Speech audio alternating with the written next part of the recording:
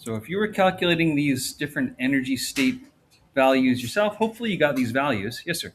Is the third one supposed to be -19? Yeah, it is -19. The one after.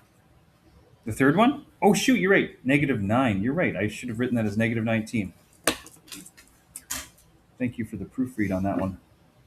All right, so if you calculated your quantized energies for these states in electron volts, that's great. Hopefully everybody converted them over to joules as well. If you didn't, make sure you get them down because we can write them in either. But you recognize that the scaled units of electron volts is a little bit easier to manage.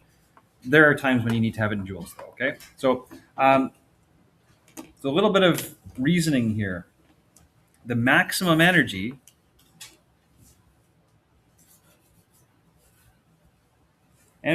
is the energy to ionize the electron.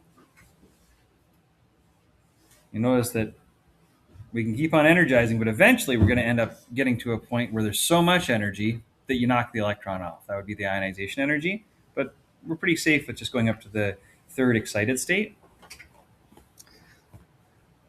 However, an ionized electron feels no attraction to the nucleus, so it must have zero potential energy. And so what we're actually doing here is as we're adding more excitation energy, this is much like when we were trying to get out of gravity wells. We start off with a negative electric potential, and we're trying to dig our way out of that well. This is why the values are negative, because we're trying to get out of a well to escape and just ionize away. Anyway, so that's the reason why these energies have to be negative.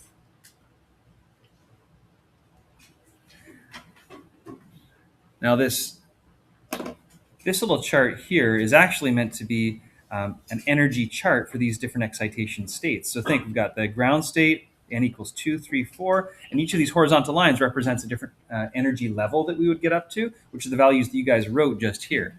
The difference between the energies would be how much energy would be released if the electron dropped, say, from the third state to the second state. Then it would produce perhaps red light. If it went from the fourth state all the way down to the first state, perhaps it would produce purple light or violet light, right? And all of the different drop sizes in between would produce different colors. Bigger the drop, the more the energy. The more the energy, the higher the frequency. The higher the frequency, the further towards purple we are, or beyond, right? Like ultraviolet radiation. Anyway, so we got this question called the Paschen series in hydrogen spectrum refers to the transition down to the second excited state, and these lines are in the infrared part. So we're talking about lines that would be like out here beyond red, and these lines are in the infrared part, and we want to find the longest of these wavelengths. So we're looking at a situation where we'd be going from the n equals 4 to the n equals 3 excited state.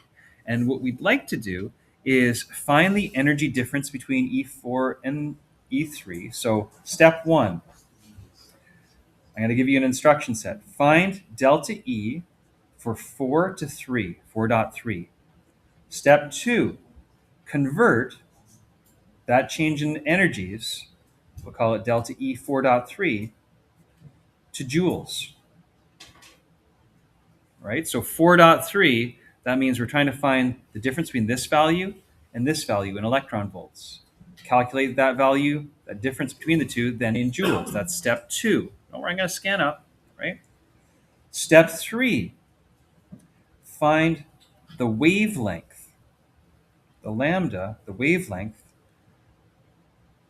of the emitted photon.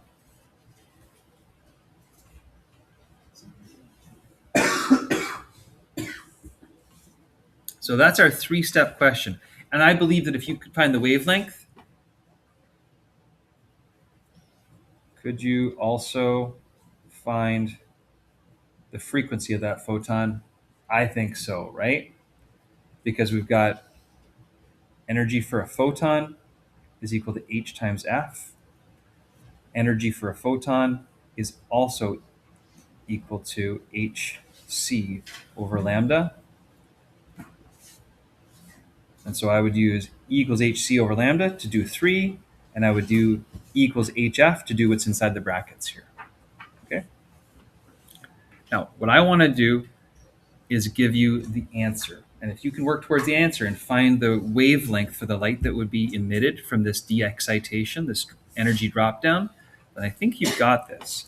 So the lambda value for this, I'll just put it under this little info box over here, should be 1.875. I'm not going to round it off to significant figures, times 10 to the power of negative 6 meters. See if you can get there.